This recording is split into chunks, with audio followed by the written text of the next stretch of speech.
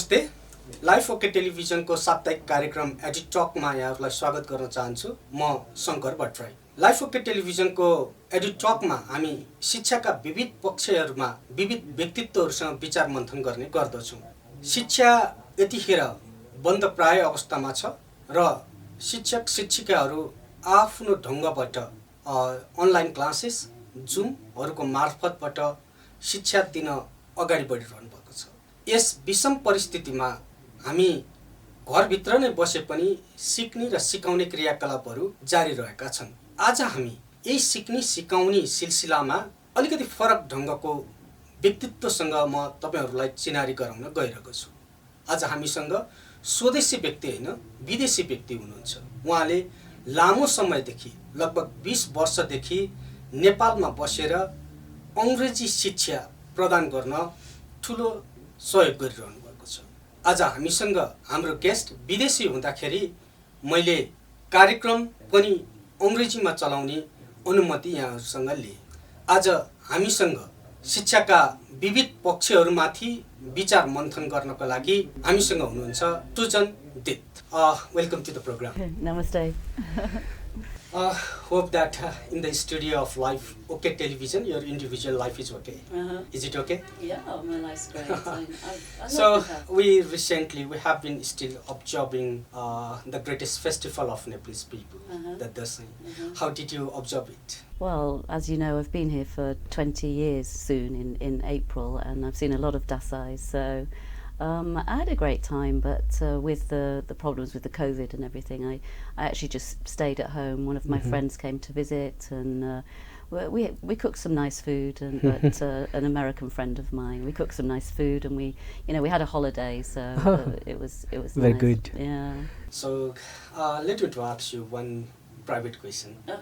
So which day is most important for you in Dasai? I don't think there's just one important day for me, actually. I really like the first day when you plant the wheat and it sort of and it gives me a feeling of new life. So I really like that day, and then I love the day Monday this year it was when you harvest the wheat and all the ladies wear it in their black hair, and I think the contrast of the beautiful green of the wheat and the black hair is lovely.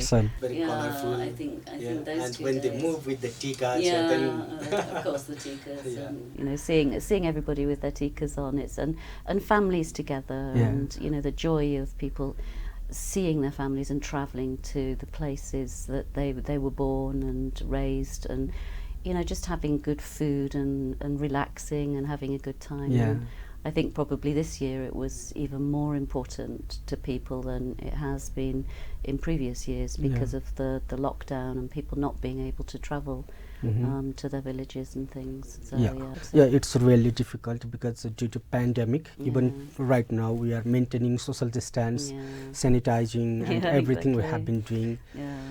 And you have not been only limited living in Nepal, but you have been contributing for the Nepalese people as well by establishing an institution, so English for all. Yeah, exactly. I mean, I worked for the British Council for a long time, I think maybe 10 years when I first came to Nepal, and then as a teacher. And then the British Council closed their teaching centre, and I still wanted to contribute, so despite all the government red tape and everything, I managed to open English for All, which is a English language learning institute, and of course all my experience from the British Council and my experience before Nepal of running a business, which I did before that, helped me a lot, and now it's 10 years that English for All has been running, and we've helped many people to just basically improve their English, to learn new skills, personality development and professional writing, presentation skills, and as well as helping people in their IELTS exam, which they need to go and study abroad. So I feel that we're doing a good thing, Obviously you are doing great for Nepalese people, so I must appreciate it. But let me to know So how expensive is your institution? So because many well-off family here, they want to go for abroad study, and they want to learn English from the native speaker, and they think that when we speak about native speaker, they think it's very expensive and we must avoid that. So how expensive is your institution? English Well, for it's all. cheaper. It's cheaper than the British Council used to be. And you know, at the end of the day, Shankar, you do need to pay people. Sure. So you know, all our teachers are experienced native speakers, well, experienced and Cambridge qualified native speaker teachers, and of course we need to pay them.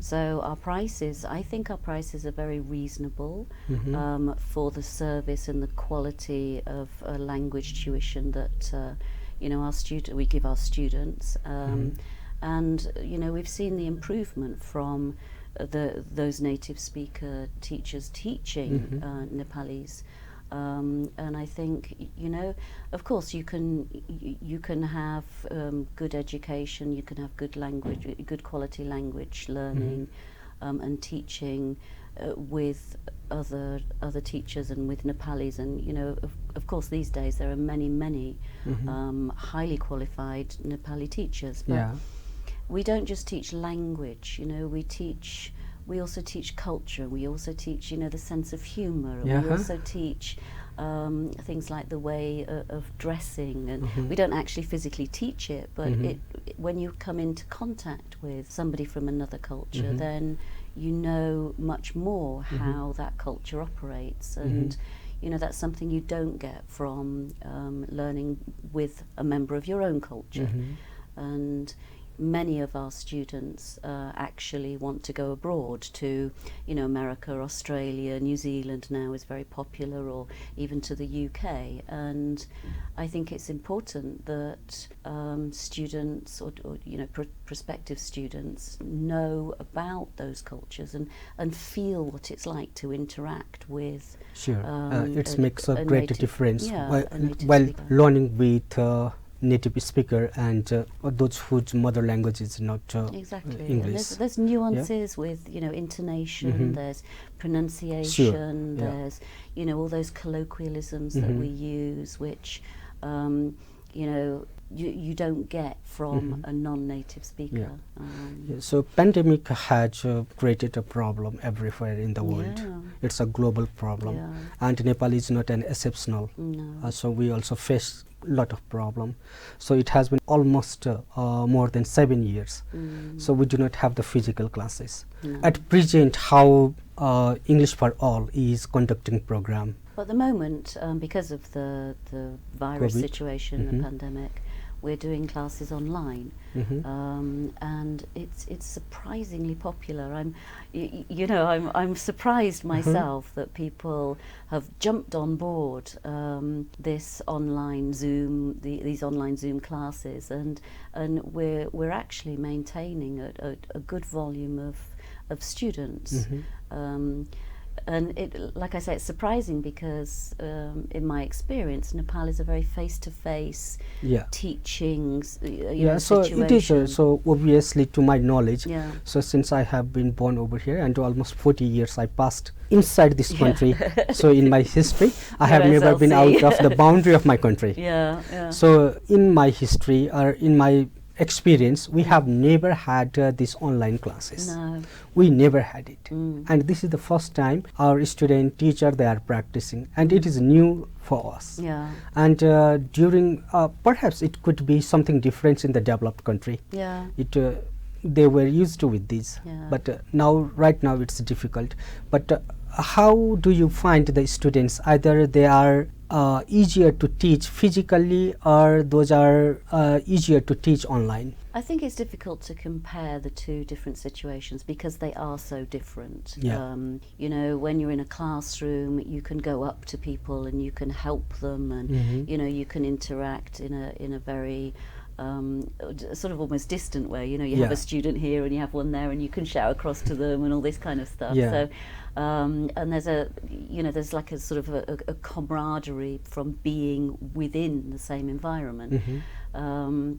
but online, normally our students are one-to-one, but we do groups, and with a group even, there's a distancing, because they are at the end of the day, you know, one student's in his home, one student's in another home, one student's in another home, so it is difficult, and of course there's no movement around the classroom or anything like that, but there are other advantages in that, you know, you have the focus, total focus of the students all the time, whereas, you know, in the classroom they're drawing or writing on their phones or something like that, you know, so I'm really enjoying the teaching online, and I think the students do too, because they don't have to go anywhere. You know, that's one huge advantage.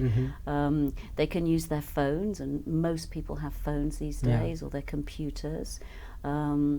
And with Zoom, you know, you can play songs, you can play listening, you can draw on the whiteboard. I've got a tablet thing which, you know, I can draw things on.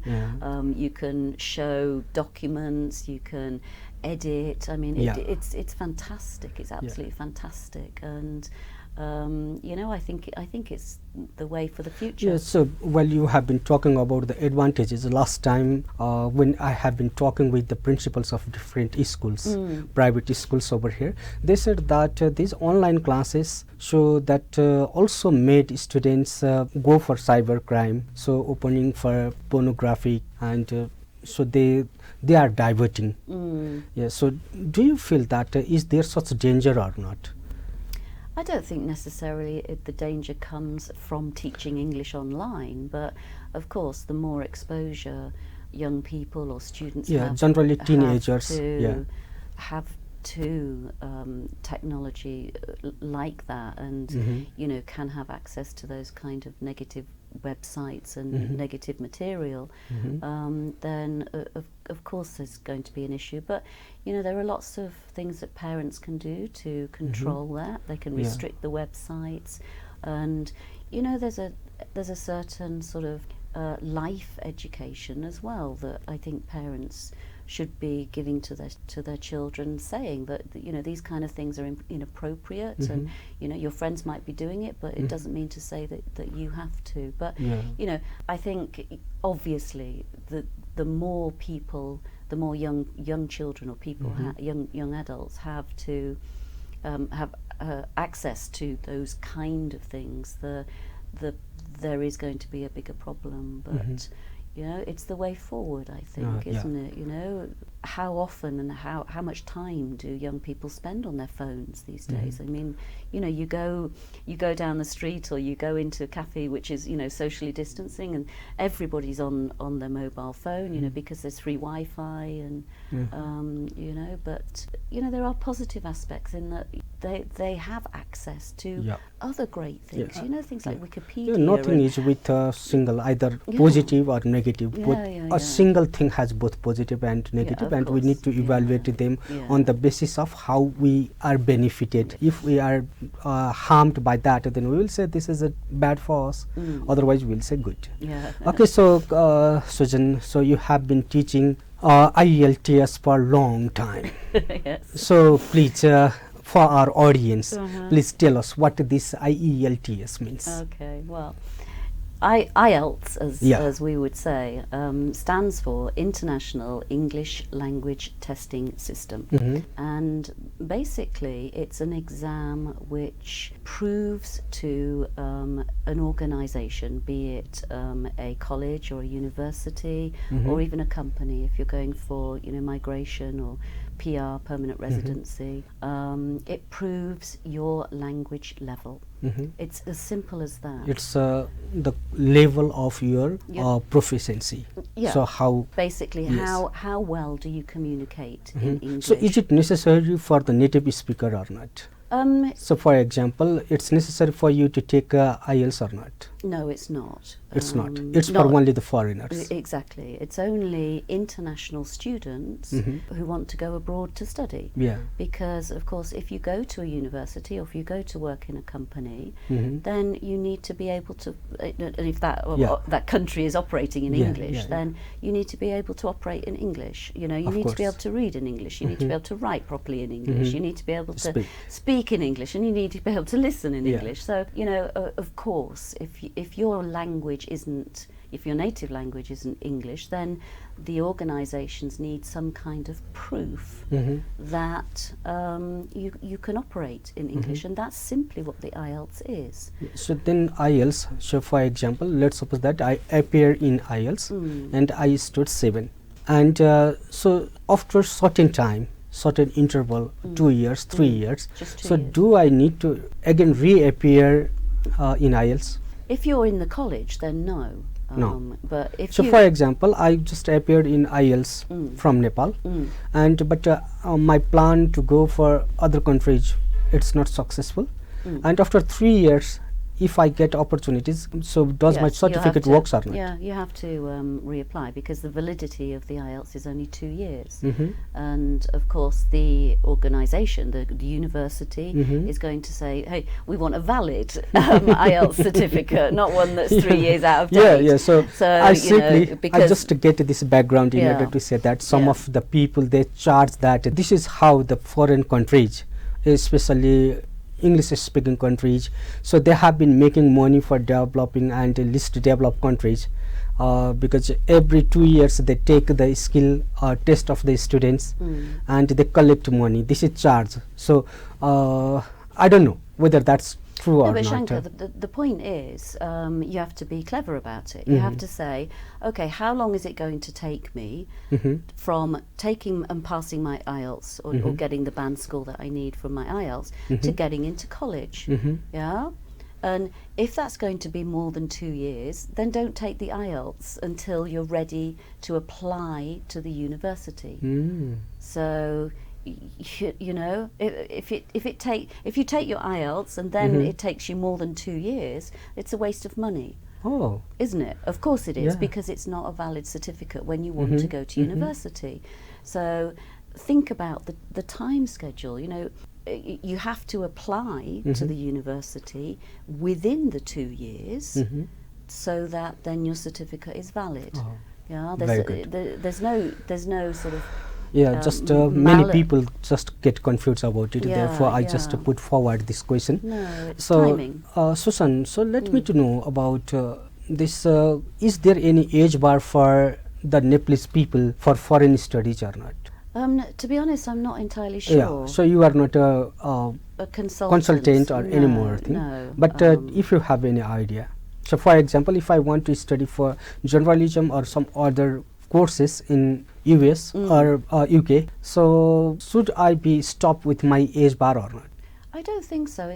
It depends on the university as much as anything. Yeah, so even though that is not your part, just I am curious about it, if you have knowledge of your country. I think it would depend on, you know, the number of places that are available for that particular course in the country that you're going to. And you know, how old you have to be or can be is up to the university. You know, if they've only got 20 places and there's, you know, 50 younger people then who've written, you know, good letters and have got good IELTS scores, then of course it's a competition at the end of the day. So right now in Nepal, so either because of this unemployment or lack of opportunities in the countries, many people are attracted in the foreign countries and they are preparing for IELTS. So our audience and those who are preparing for IELTS, they are not aware about many things.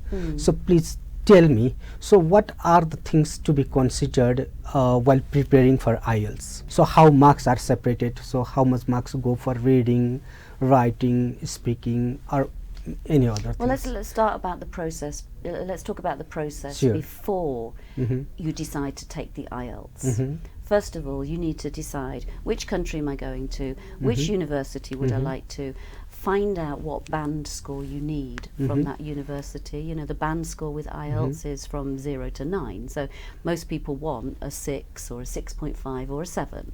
Sure. Okay? Yeah. And me, a native speaker, is a 9. Mm-hmm. So most people aren't going to get a 9. Most people aren't going to get an 8 because Yes. that's just below a native speaker. Yes. So you can imagine a 7 is actually incredibly difficult to get. So if the university for your course says, well, you know, Shankar, we want you to get a 6.5, that means you have to decide whether you are ready from a linguistic point of view and an analytical, analytical point of view. If you're not, then you need to improve your language. Okay? You can't just magically go into the IELTS exam and suddenly come out with a 7. Yes, and that is what I just to request you. So what they need to prepare for it. Okay, so first of all you need your language skills need to be at the level of the band score that you want. All right? And then you need to, well, it depends on each of the sections. So for the speaking, obviously you need to speak. Sure. You need to, you know, there's 4 criteria which Four you criteria? need Yes. to address. Yeah. And you know, you need to give the examiner a variety of appropriate and Sure. accurate grammar. Yeah. You need to join your ideas Sure. together in a logical way. Yeah. You need to pronounce things appropriately with the, you know, with tone and stress and intonation and chunking and all of those things. And Sure. you need to give the examiner a variety of lexical resource, vocabulary. Sure. So, you know, yesterday it was a nice day and I went to a nice place and we had some nice food and it was really nice and we came home. It was a nice evening and we did nice things. Yeah. You're not going to Just get... what you claim. Yeah. This is what generally it's our language. Yeah. We are non-native speakers. Yeah. So we just focus with what. Yeah. So we do not have the supporting point why and how. We always miss it. Yeah. And that is our locking. But if you, if you repeat the same things, you're not going to get a good mark. Yeah. So therefore, the first thing they need to prepare for listening. So how much marks does it weight in the exam? Well, each of the 4 sections is 25%. Or 25, Yeah. each of them? Yeah. Oh, So, very good. you know, but the problem comes when you average out at the end because it goes down, all right? So if, for example, in the speaking you get 777 a 6, then you still only get 6.5. Oh, yeah. So if you do 7766, then that's a 6.5. Sure. If you do 7666, then it's a 6. Yeah. So you know you're actually sort of disadvantaged in a little way. With the different criteria. Besides working this language instructor, I will come to your point of this language instructor later on. But besides language instructor, English language instructor, so besides running this English for all, your identity is not only limited over there. No. You worked in different countries. Yeah. So you worked in Vietnam. Yeah. Not only that, you work with different travel agencies and different holidays companies as well. Yeah. So you have been living here in Nepal for 20 years. Yeah. You have been watching Nepal from different angles. So let me to know from your perspective, what type of these perspectives does Nepal have for tourism development? For tourism, well, of course, tourism's going to come back. There's no doubt about it. Yeah. You know, you have beautiful mountains, you have beautiful scenery, you have, you know, loads and loads of beautiful treks that people can go on, you know, and apart from all the mountains and the scenery, you know, you have the wonderful people here who are, you know, kind and generous and, you know, so welcoming of tourism. So, of course, it's going to come back. It may have to change a little bit, you know, because people will want certain things from a developed country like yours that they didn't necessarily want before, you know, so cleanliness and, you know, hygiene is probably going to be quite important. And I think cost as well is going to be important, you know. There's no point the tourism industry thinking that you know, we've been 7 months without income. Yeah. and now everything's 3 times the price. Yeah. It's not going to happen because people just will, vote with their feet and they won't come. Yeah. But Yeah. I think tourism will definitely come back, and it's going to be better, I think, than previously. Yeah, just Mike, I just wanted to know from you, so what type of possibilities? So for example, we have a highest peak of the world, Mount Everest, that is with us. So with this 14 mountain, out of 14 mountain, higher than 8,000 meter, we have 8. So we have 2 major this religious destination, Pashupatinath and Lumbini. And we have more than 10 national parks, and comparatively it is in cheaper zone, and not only that, so this is, the country itself is small, but it has varieties of climate. People from every part of the world can be here. So we have these all the possibilities of tourism. Still, from your point of view, do you think that Nepal received the number of tourists they need to be here? So this is a tough question. Having been here for 20 years, I mean, I've been in marketing and sales most of my life. Yeah, that is what I just read about your biography, and I wanted to know. And it's not enough to say, hey, we've got this, we've got that, we've got this. We can't say, oh, Mount Everest, we can't say Pashupatinath, we can't say Lumbini. What we have to do is to show people that they want to come and visit these places. What are the benefits for people coming here? And it's not just those things. It's the culture and the people and the beauty of all of that. It's the environment, the feeling of comfort, and the feeling of the experience of being in a different country that you have to sell, and that comes from the people who market the country, and the people that deal with the tourists when they get here, so there needs to be, I think, a lot more education in dealing with tourism and tourists from the people that are on the front line, that are actually trekking with those people and cooking for those people and finding them hotels and finding them flights and finding them lodges and finding them beautiful scenic views. I think that's really important. Yeah. So just let me to know in point, just in very precise form. So please tell me. So pointing number 1, 2, 3. So what should be done in order to promote tourism in Nepal? Because you have already have this experience. And how difficult it was for you to sell Nepal when you were the sales marketing there. I think it starts at the very grassroots with the trekking companies, the tour guides, and the cooks and the porters. Sure. And I think it starts there. Some kind of level of education or training, should I say. It's not really education, it's training about how to provide hospitality.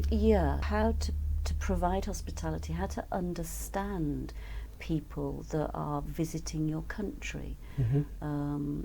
There's a lot of I think misunderstanding that happens between tourists and the locals. Yeah, the locals, where it could so easily be smoothed over, and the tourists could have a much better time than they do, or they did, because we haven't got it.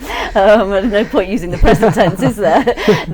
Than they used to. And then I think, once that kind of education and that kind of level of learning and promotion is inherent in that field, then hopefully, the people that market the country, which maybe the government or the tourist board, can start thinking about how they can target the customers in a different way, rather than just, hey, you know, Mount Everest. Yeah.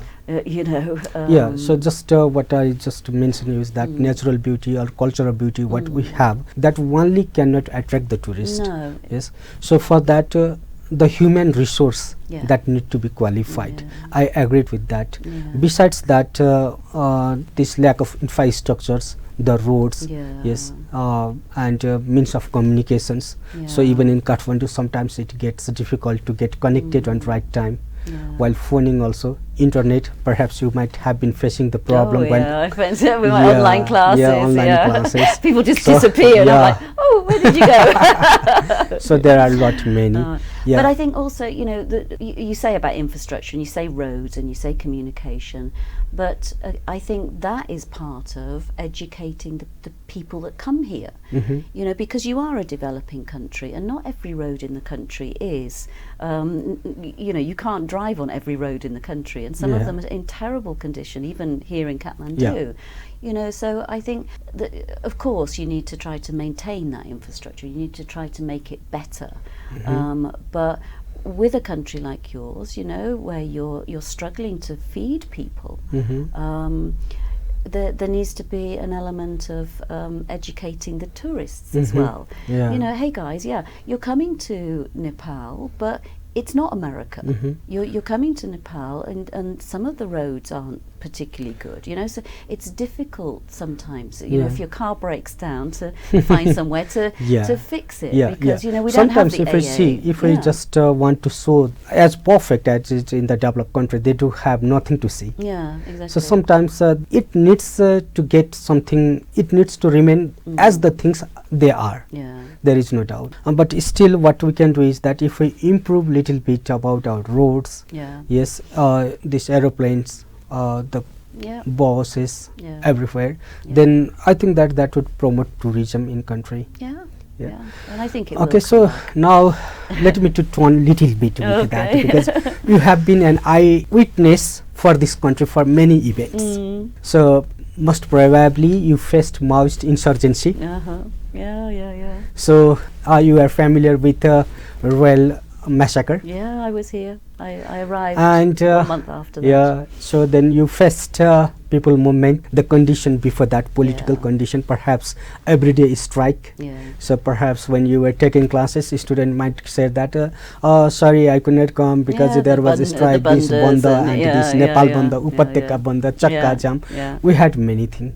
And since the time that you came here and till the time you are here right now, this since and then, if we look at there, we have got many changes.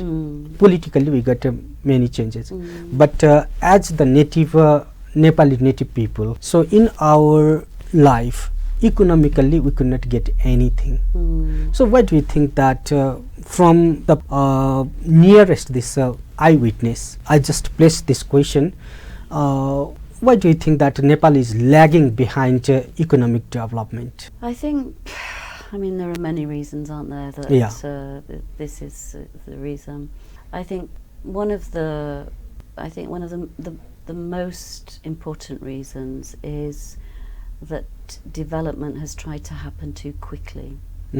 You know, it was what, 1950, I think, when 1950 first democracy introduced. No, when the first car was brought over. Oh, yeah. You know, and so we had cars in the UK, like what, 20 years before that, and then suddenly, you know, there was TV, and suddenly, you know, people had access to the outside world, and they wanted those things, and there's not the financial infrastructure, there's not the industry, there's not the support for that kind of thing, and yet people still wanted those, not wrongly, because if you see those kind of things on TV in other countries, then of course you want those.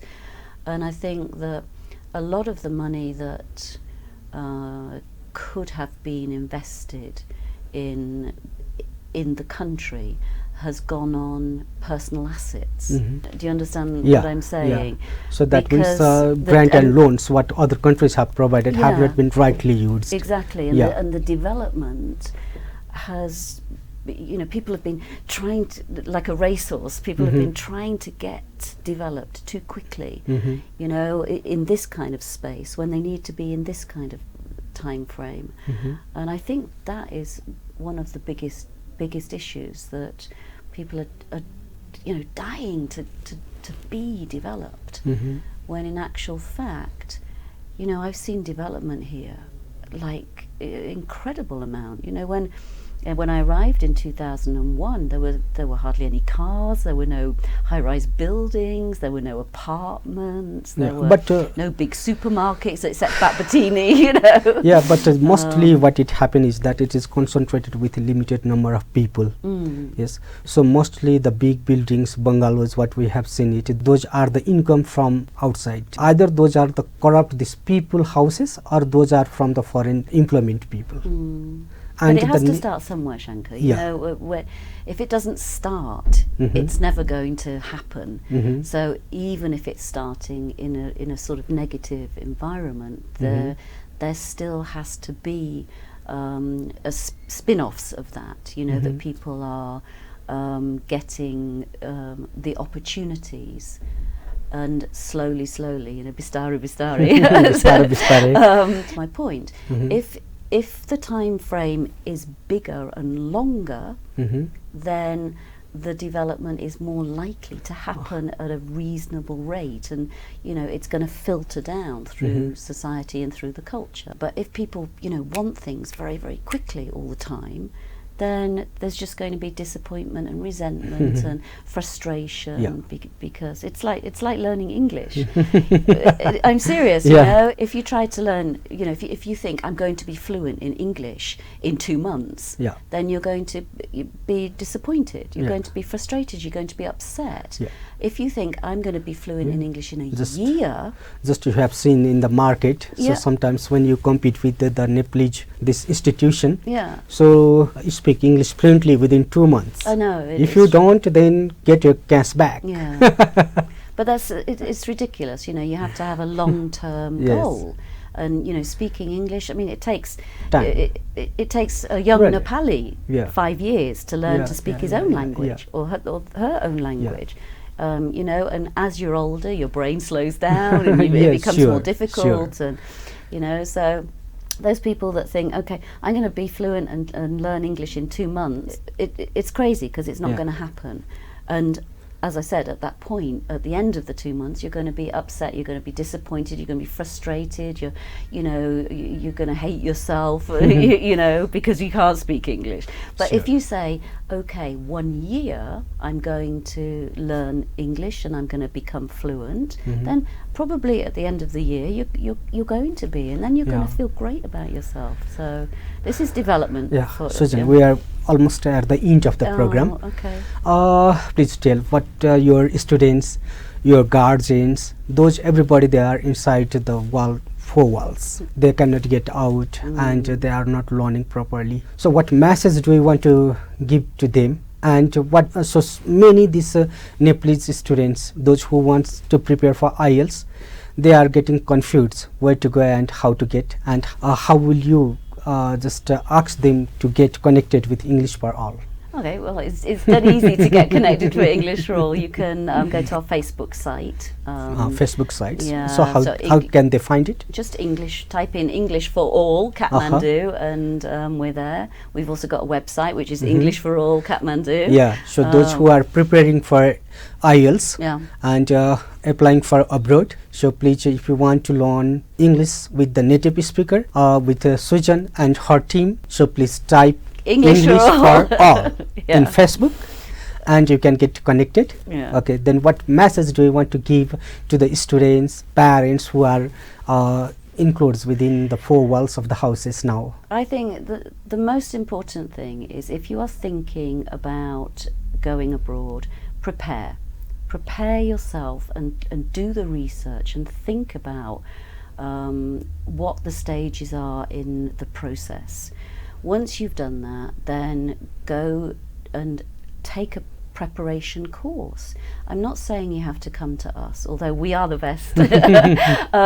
But take a proper preparation course, and don't be fooled by these people that say, hey, 2,000 rupees and you get a 6.5. You won't. You won't do it. And one thing about English for All is that we give people realistic time frames for their goals. And I think that, it's the most important thing. Set realistic timeframes, go to a good institution that knows what they're talking about, has experience, has good materials, and then practice. So there is no option of practice. No, there's no option. It's not magic. I so wish that I had a magic wand sometimes, and I could just say, hey, Shankar, get a 7, ping. But it doesn't happen like that. It doesn't happen.